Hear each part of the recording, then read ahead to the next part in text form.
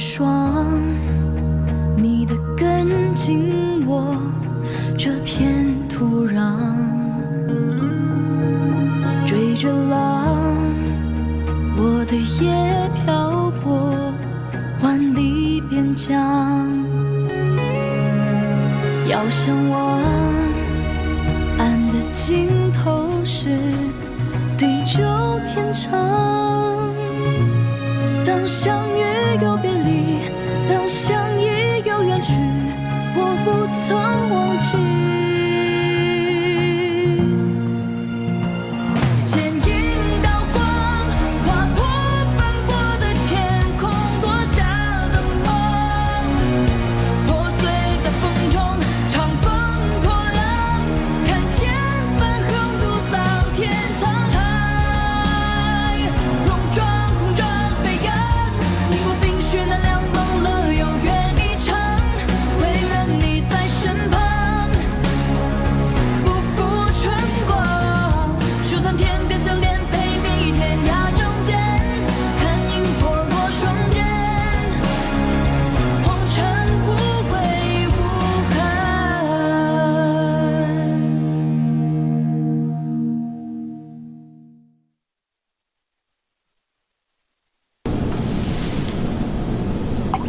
以前都是老鲍烤羊，黄大哥、超二哥咱们喝酒，没想到现在，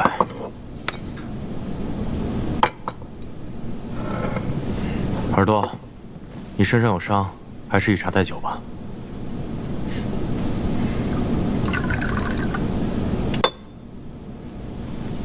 来，让我们敬老鲍他们。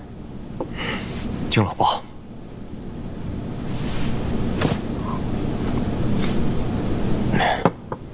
其实这一次，殿下还没醒来的时候，我看到崔小姐十分的镇定，内心其实很佩服她。还有，特别要多谢桃子姑娘，要不是你在殿下身边天天施针，殿下还不知道什么时候可以醒过来呢。其实啊，也多亏御医他们开的方子十分对症，只是他们对治疗内伤不是很有经验。好在皇宫内堂的药材都十分精良，不然恐怕秦王也不会那么快醒过来。其实这一次，我还有件事情，想拜托桃子姑娘。小裴将军但说无妨。我想请桃子姑娘去劝一劝崔小姐，让她能劝一劝秦王殿下。现在朝中的诸臣，皆以为秦王殿下必为太子，但是秦王殿下自己却不以为然。信王、齐王皆在谋逆中身死，朝局震动，群臣内心不安。但我是知道他的，他是想回劳兰关了。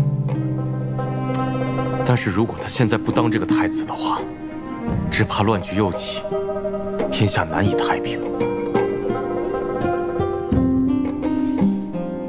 小裴将军的用心良苦，我都明白。只是我们家小姐特别有主意，方才那些话我也不好同她讲。其实最重要的是，这些毕竟还是秦王和我们家小姐自己的事儿。你说呢，耳朵？小裴将军，其实我跟桃子已经商量过了，十七郎和崔小姐的有些事情，我们不会再多嘴。就好像我跟桃子有些事情，我们也不会再跟他们说。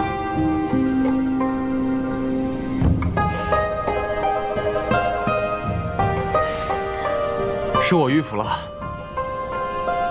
喝酒。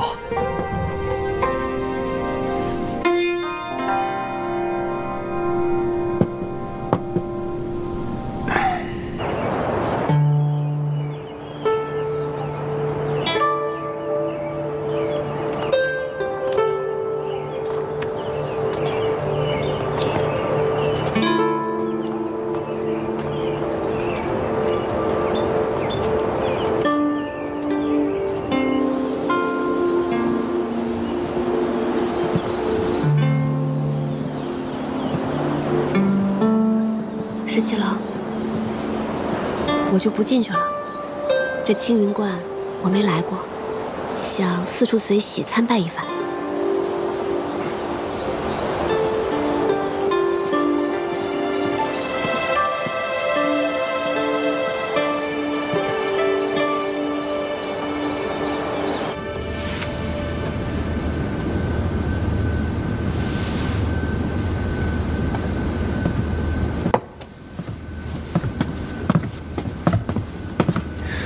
见过萧真人。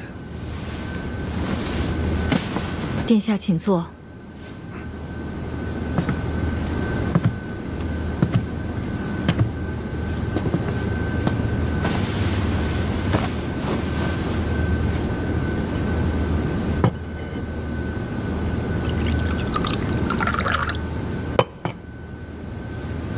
今日朝中之事，想必真人都已经知晓。亲王与齐王，真没想到如此丧心病狂。幸亏陛下与殿下都能安然无恙。之前曾经答应过真人，要劝父皇立玄泽为储君。此一时，彼一时。我信任殿下，才将太孙托付给殿下。殿下是一诺千金之人，所以今日才特意入关来见我。其实殿下内心早已深知，如今的情势，殿下恐怕不得不为储君。如今朝中不安，太孙乃一介稚子，他如今没有这个能力，因此大变之举。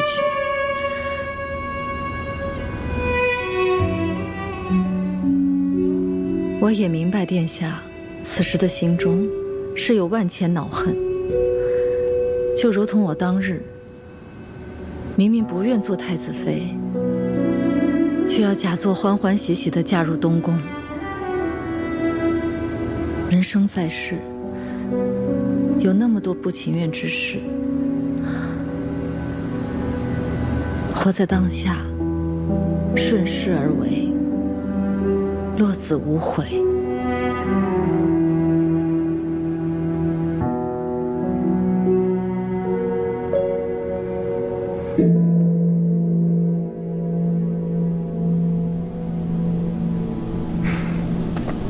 你不是不信这些吗？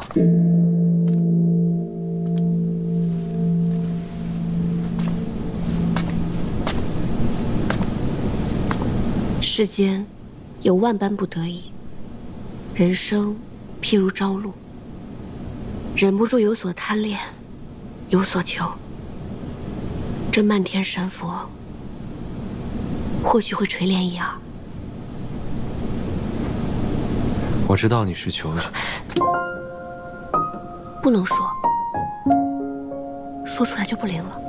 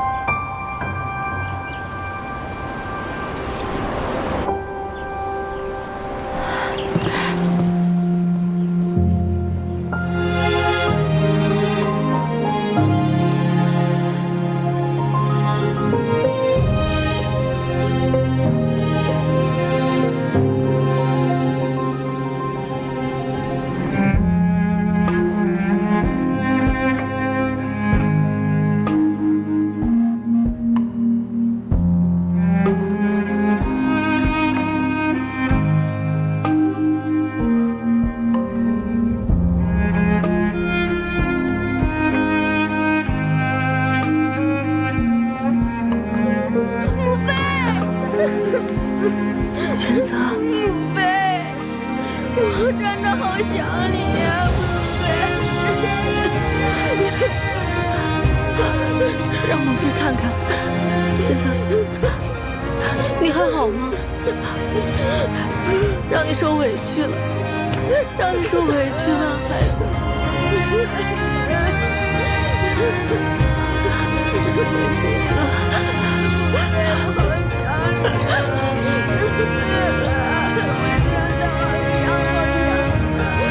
我再也不想离开你了。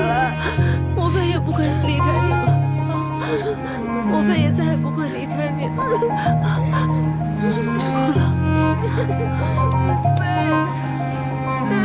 我再也不想和你分开了。莫非也再不会分开了？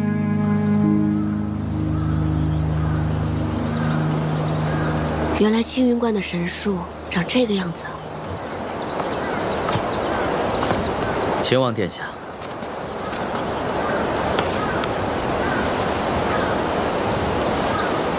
多感殿下相助，今日又特意亲自护送，太孙殿下才得以平安归来。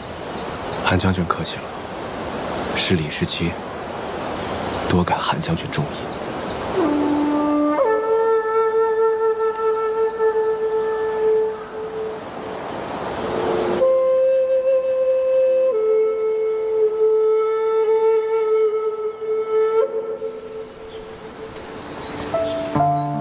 这位韩将军，还真的是可以写入青史的人物呢。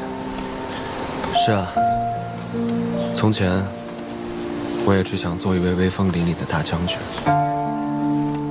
御敌于国门外，让敌人听到我的名字就闻风丧胆。秦王殿下的名头，倒是也可以指小儿叶铁呢。其实我心里知道，劳兰关是回不去了。我亲眼看着兄长们背叛父亲，其实他们都是死在对权力的渴求和无法控制的野心之下。之前我总是很想回劳兰关，现在我明白了，我想回的并不是劳兰关，而是想要回到过去那种简单的、没有心机的、开心的日子。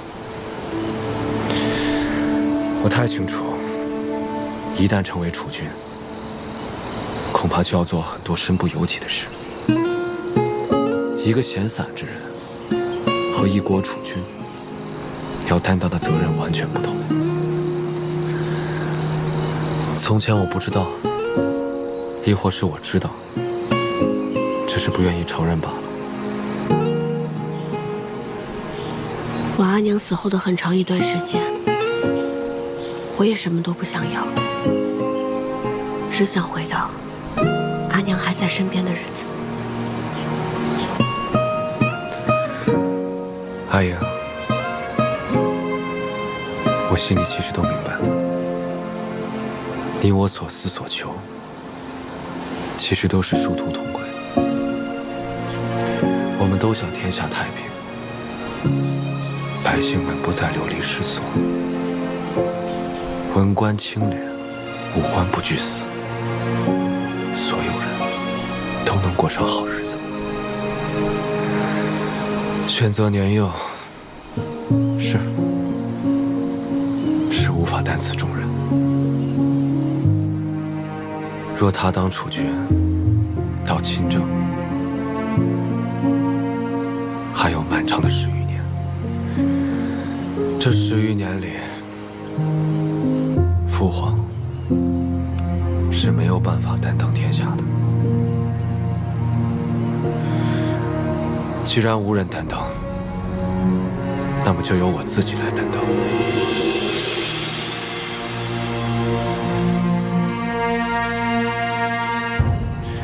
赵家村，老包他们是回不去了。可这天下要何止一个赵家村？有千千万万的游子，更有千千万万因战乱分离的夫妻、父母、儿女。我深悔，我深悔没能救得了老包他们。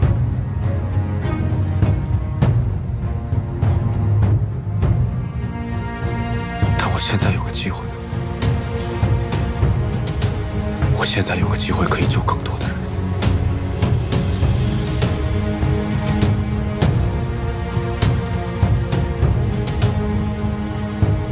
我要救更多的人。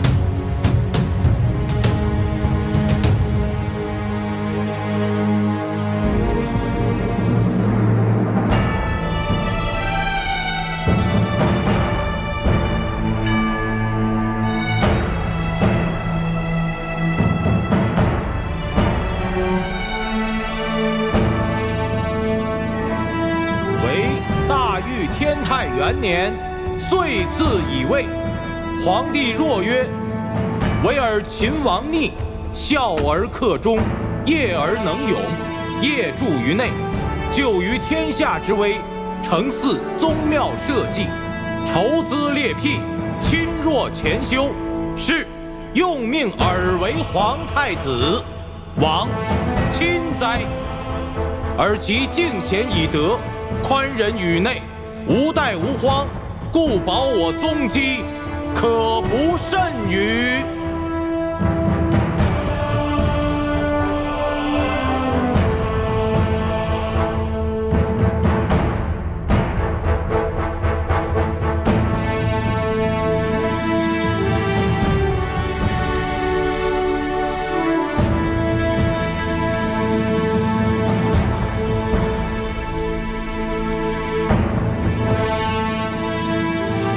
谢陛下。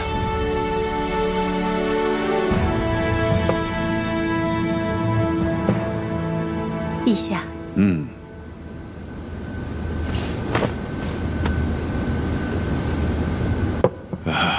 陛下似乎闷闷不乐呀。今天太子又和崔氏女一起出城去了，好多人都看到了，现在都把他当成趣闻来讲。哎，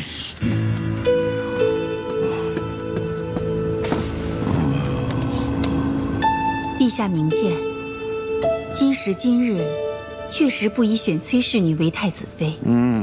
崔家势大，选这样一位太子妃，于太子无益，亦于朝局无益。将来，陛下必然要削弱裁撤崔家军。若崔氏为太子妃，定成阻碍。皇后说得对，说得太对了。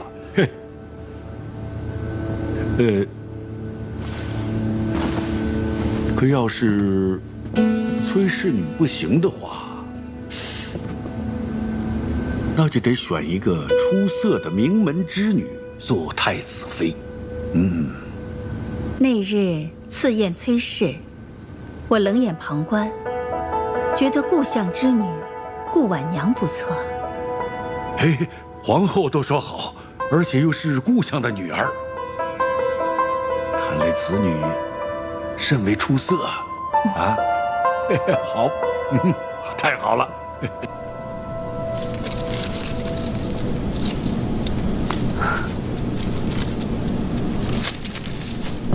小姐，怎么了？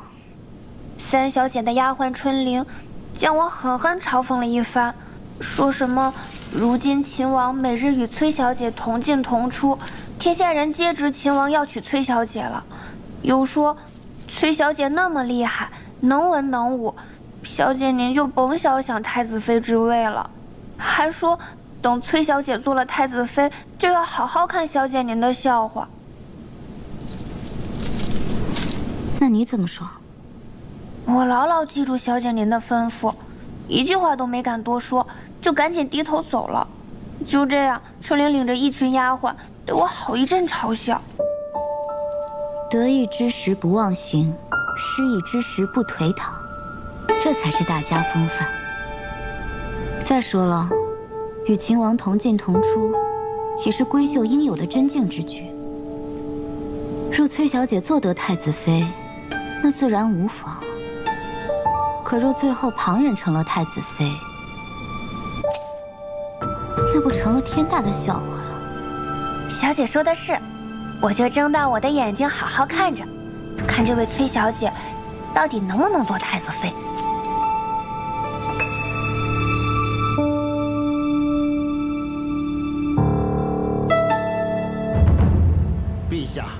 既已立太子，还望早日为太子殿下册立太子妃，早诞皇嗣，以固国本。臣附议，应从名门世家中广选良缘，择其优，为太子殿下册立太子妃梁帝宝林。陛下，战乱始平，天下初定，儿臣觉得，此时不应该广选良缘，惊扰民间。太子说的有理，这个时候大选良缘，甚为不妥。还是先册立太子妃吧。朕觉得故相第6女甚是出色，可以选作太子妃。陛下，臣女德薄能显，岂能堪配太子？陛下，崔乙之女崔氏，陛下原属意以她做皇子妃，如今以她做太子妃，岂不是两全其美吗？裴卿此言差矣。崔乙狂妄，上了奏书，说要在皇子中挑选一个为婿。朕从未答应，朝臣们也颇多反对。再说，在这个时候以崔氏为太子妃，很不妥当。陛下圣明，崔乙自领崔家军10万众，气焰嚣张，此时万万不可再立崔氏女为太子妃，否则必成昼夜之患。臣附议，崔氏女万万不可册为太子妃。臣附议，臣附议，臣附议，臣附议，臣附议，臣附议。陛下，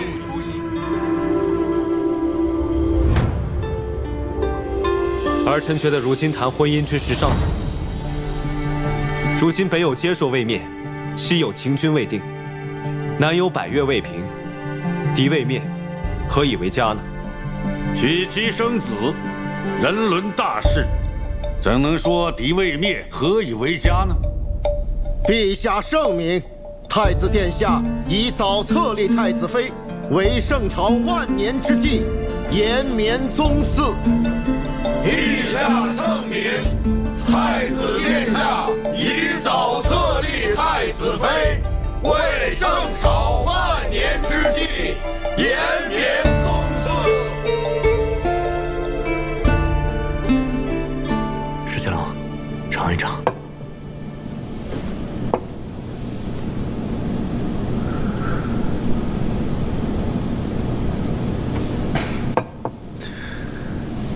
你这匆匆到这儿来，不光是为了讨碗茶喝吧？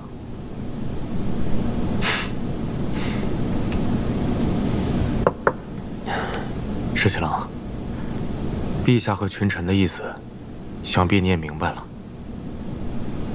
崔乙现在已经是平凉卫阳大将军，虽然他交卸了朔州道行军大总管的职务，但崔家军10万余众，只听令于崔乙一个人的。父女相传，太子妃焉能手握重兵啊？更何况，如果这个崔乙真的成了外戚，必定难以控御，恐生外戚之祸。是裴大将军让你跟我说的？不是，父亲的意思是不想让殿下为难呐。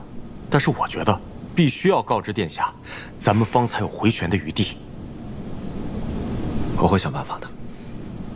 其实今日你已经看到了，朝中群臣10有8九都是作死班相。连你也觉得我不应该娶阿英？石七郎，其实我是知道你的，你对崔小姐一往情深。但是石七郎，如果你真要娶崔小姐为太子妃的话，朝中群臣是不可能容忍崔家军的。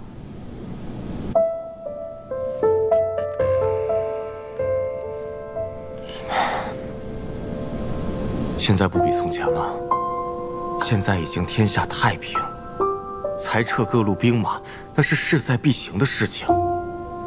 就连镇西军的部分冗员，也已经在陆续裁撤了。其实你心里比谁都明白，崔家军不受朝中管辖，而且人数众多。如果现在裁撤，他们还可以解甲归田；倘若将来尾大不掉，后面不得不兵戎相见的话，那才是惨痛之极、无可救药的境况。必定会有两全其美之法。石七郎，我是这样想的。其实崔小姐呢，通情达理，只要你动之以情，晓之以理的去劝她，我觉得不行，不能这么对待她。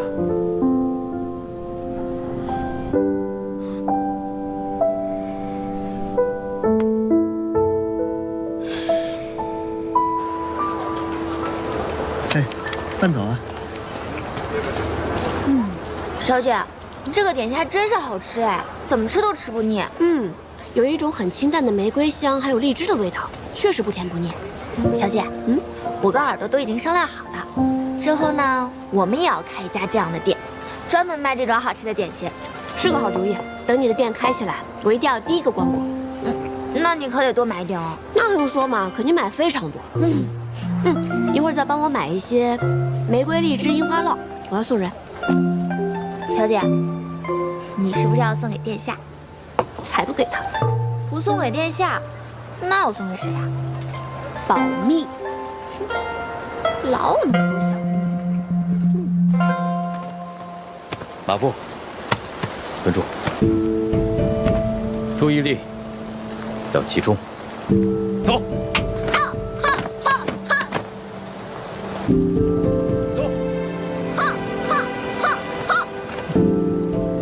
累吗？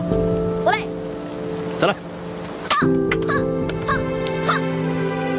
很好，再来。用力。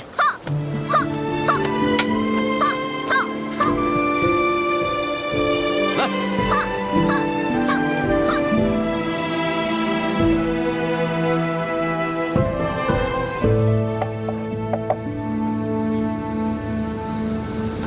多亏崔小姐，还想着我这方外之人，带着这么精美的点心来看我。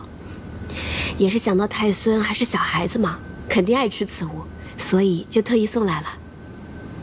殿下已经被册立为太子，玄泽也不再是太孙。崔小姐，今后莫要再做此称呼。是。说实话，这10余年来，未尝有今日之舒心。虽然这是方外之地，不染繁华，但就像是久归之人，思心甚喜呀。是，我看真人刚才看着玄泽的时候，满脸笑意，只觉得万事皆足。崔小姐，马上就该成为太子妃了吧？微微可知。太子与崔小姐两情相悦，崔小姐必会成为太子妃。只是，实不相瞒，我内心甚觉可惜。世人只知太子为储君，一人之下，万人之上；世人亦只知太子妃为储后，内命腹中，自皇后之下，最为贵重。可是哪有人知道，作为太子妃，有万般难处啊！真人刚才说，这10余年来，未尝有今日之舒心。是啊，孙敬之乱时，我含垢忍辱，卧薪尝胆。可是我作为太子妃之时，又何尝有一日是随心所欲的呢？如果真做了太子妃，你就会失去自我，你的喜怒哀乐、所思所想都不重要了。你的命运和楚军的作为，王朝的兴衰，紧紧地附在一起，再也不能挣脱开了。太子妃的身份是荣耀，也是禁锢。真人当初心悦过贤太子吗？我若心悦过，难道这万般难处就不是难处了吗？许多事都是太子妃的职责所在啊。真人大义，确实无愧于贤太子。其实我所求，不过是无愧于心罢了。人生在世，最难的，就是无愧于心了。我与崔小姐只是寥寥数面之缘，今日是我话多了。真人外道了。大约从古至今，没有一位太子妃与另外一位太子妃做心腹之语，这是一段缘分。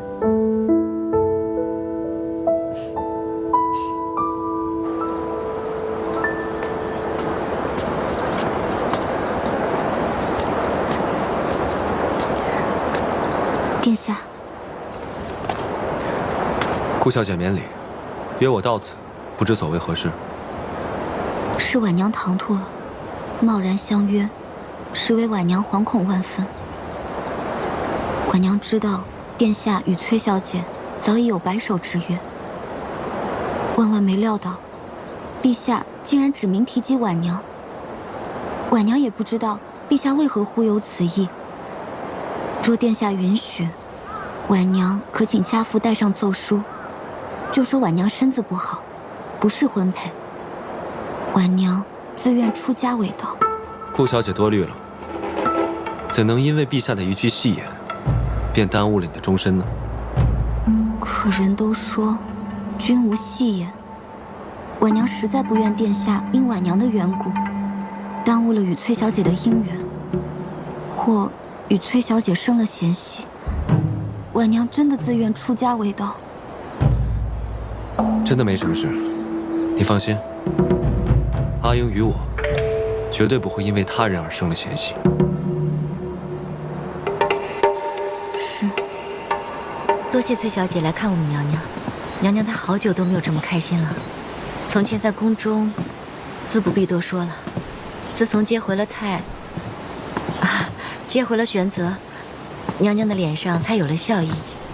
崔小姐来看望她，她的眼中也有了神采，真是难为崔小姐，每句话都能说在娘娘的心坎上。本来也是不好意思来打扰真人的清修，但是一想到其实玄泽还是个孩子，真人这么多年心力交瘁，实在不易，所以就想常来看看，不要嫌我聒噪才好呢。哪里，锦娘自是整日盼望着您能来。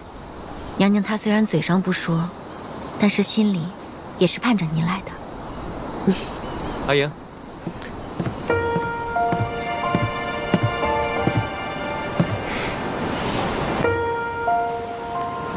殿下来接崔小姐了，那就恕锦娘多揽不远送了。真人那儿之后要是缺什么，随时到府上来找我或者桃子都行。好。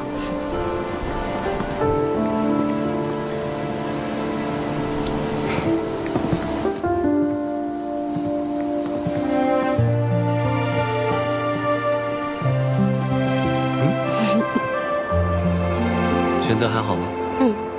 挺好的。你怎么不去看看他？小孩子心思敏感，他又一直颠沛流离，才刚到这里，我怕我去看他，反倒令他困扰。不会的，韩将军把他教得很好，萧妃娘娘也把他照顾得很好呢。是不是有些拘着他了？你这个人，又怕拘着他，又怕他困扰，自己又不去看他，到底怎么样才好？小姐，那是不是殿下和崔小姐啊？等等，我怎么感觉咱们刚刚说的这番话是不是有些不对啊？严父慈母，我怎么感觉我变成慈母，你却是个严父呢？我呢，处处在为孩子开脱，你呢，干脆利索。谁跟你严父慈母？我看你倒是讨打的狠。嘿，讨。上车。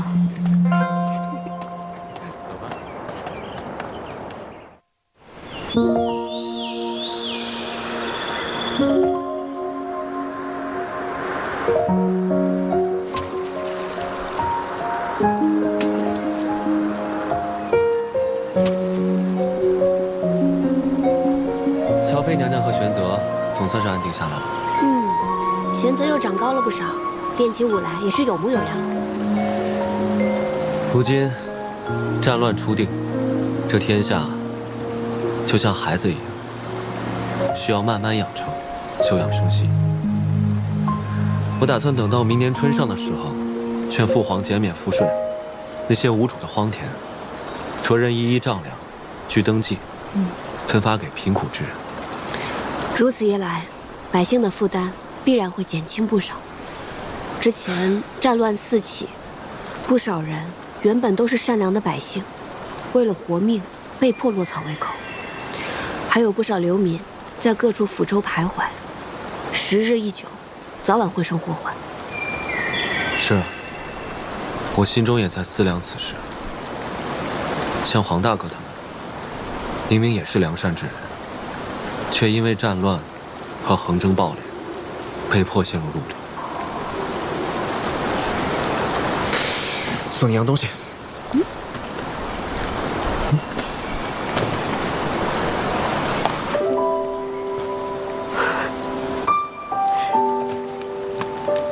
这好可爱啊！这个是我吗？我的腿哪有这么短啊？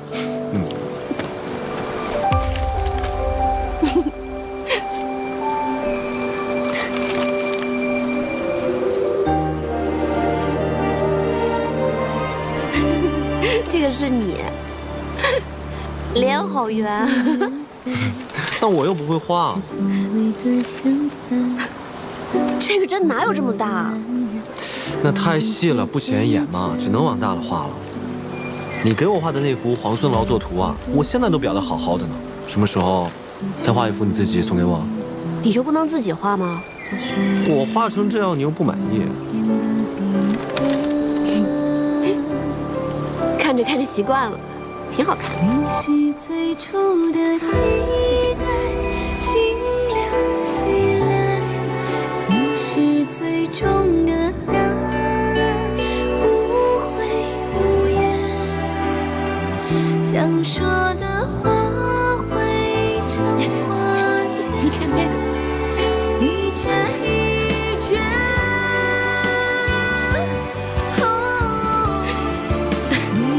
眼睛这么大，脸这么圆，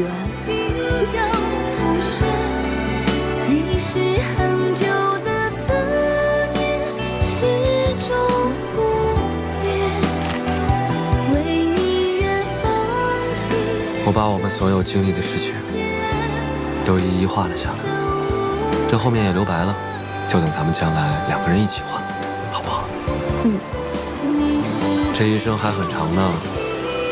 我们会遇到很多很多有趣的事情，画完一册再画下一册，下一册画完再画下下册，等咱们将来老了呢，一页一页的翻看，多有意思。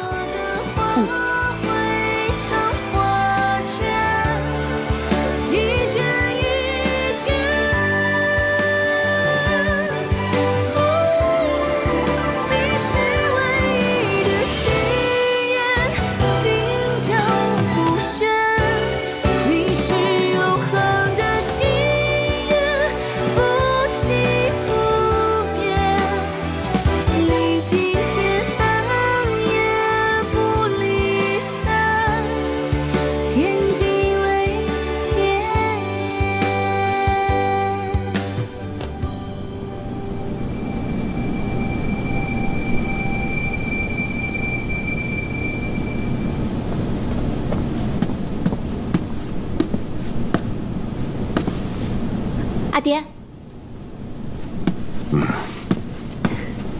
阿爹，裴大将军来访，都说什么了？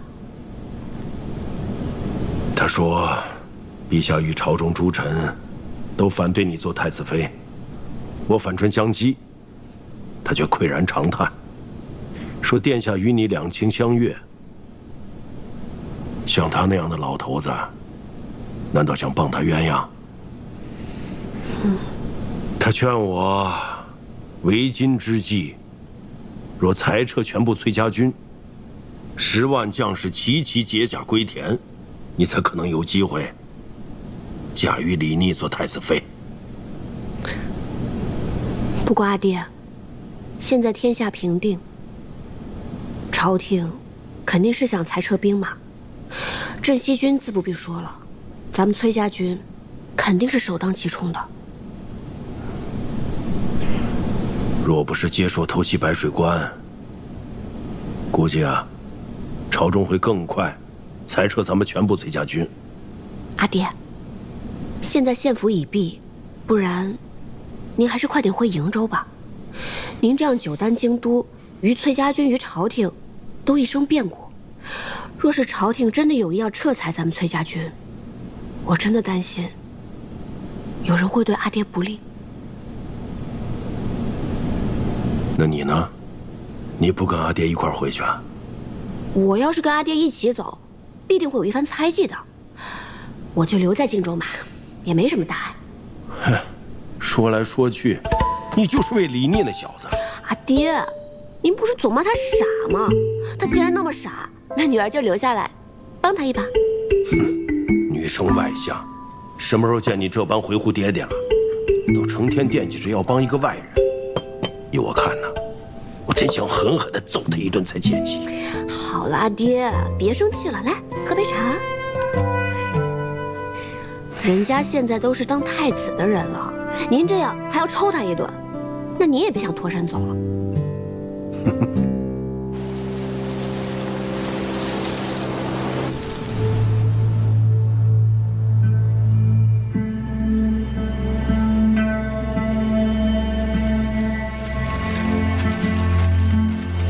公子，吃点干粮吧。我不饿，你吃吧。我也不饿。公子，你服了接说的药，若是不按时再服药的话，就会筋骨寸断而死。咱们还是得想办法回接说去。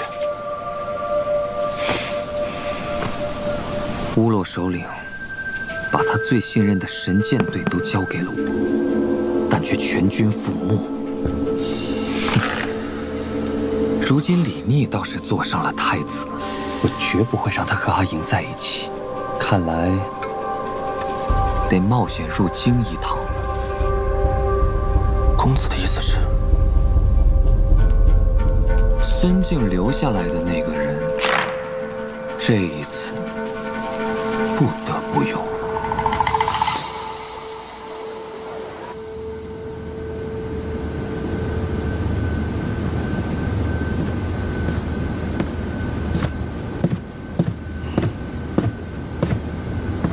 父亲，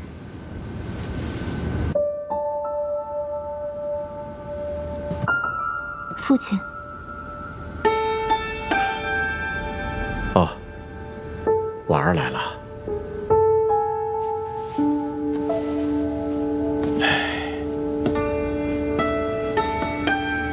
过来坐吧。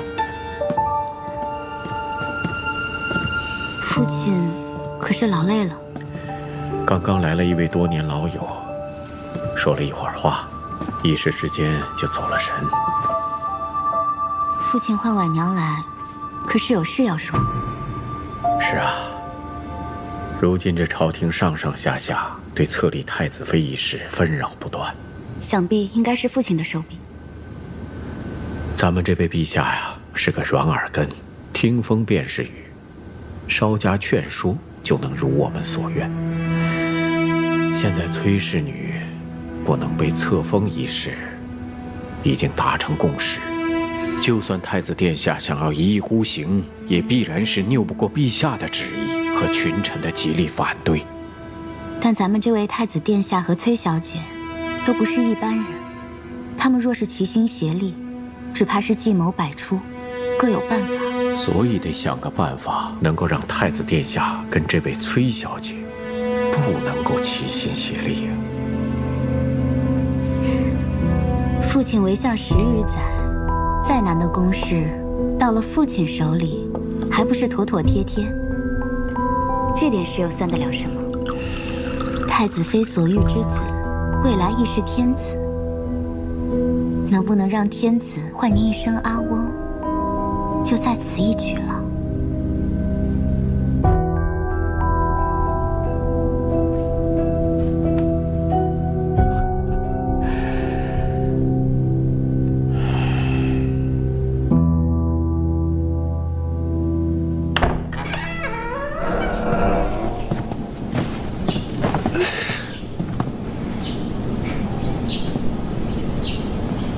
你怎么穿成这样躺在这儿？过来。海莹，崔伯父走的时候给你留了多少人手啊？我怎么感觉这府里完全不设防？我穿成这样，行动这么不便，我刚进来的时候，就差拆窗破墙了，就这都没有人发现拦住我。京里虽然太平了，但也要防范一些。所以殿下这是一下朝，医生都没来得及换，就直奔我这儿来了。你都不知道，今日崔伯父辞京而去，这朝中又一片哗然，一个个逼着我娶太子妃，一个个又逼着不让我娶你，吵来吵去，我便反驳了2句。好了，这些大臣哭的哭，喊的喊，我父皇又趁机骂了我一顿，烦都烦死了。谁是你崔伯父？你不是吧？这崔伯父一走，你就不认了？阿英，我们私奔吧。哼，普天之下莫非王土，殿下这是想要跟我私奔到哪儿去呢？要不你先回瀛州，我去跟那些大臣说，我谁也不娶，谁爱娶太子妃谁娶。然后我就找个由头，直奔瀛州，咱们拜堂成亲，生他个7、8个娃娃，都不用7、8个，等生到第3个，说不定大臣们就绷不住了，就会让你做太子妃。殿下知不知道，要生7、8个娃娃需要花多长时间？我知道，总得个10年8年吧。到时候黄花菜都凉了，那怎么办呢？这朝中政务又不能不管，说我一走，我的那位父皇，又不知道异想天开又能干出什么事。到时候我还得收拾残局。不然这样吧，我还是回瀛州去。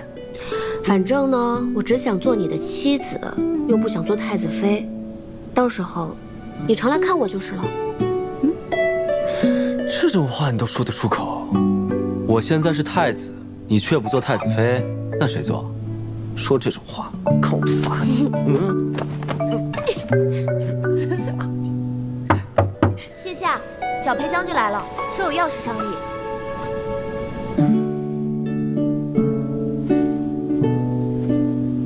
走。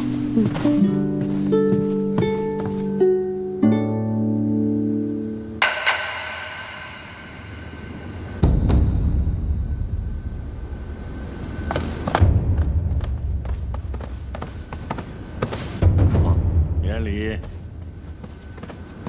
带人犯。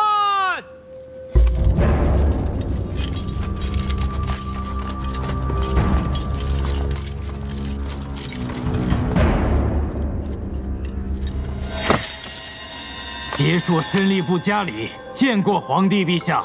陛下万岁万岁万万岁！好了，你说你要出手，到底出手何人？家里要出手崔乙。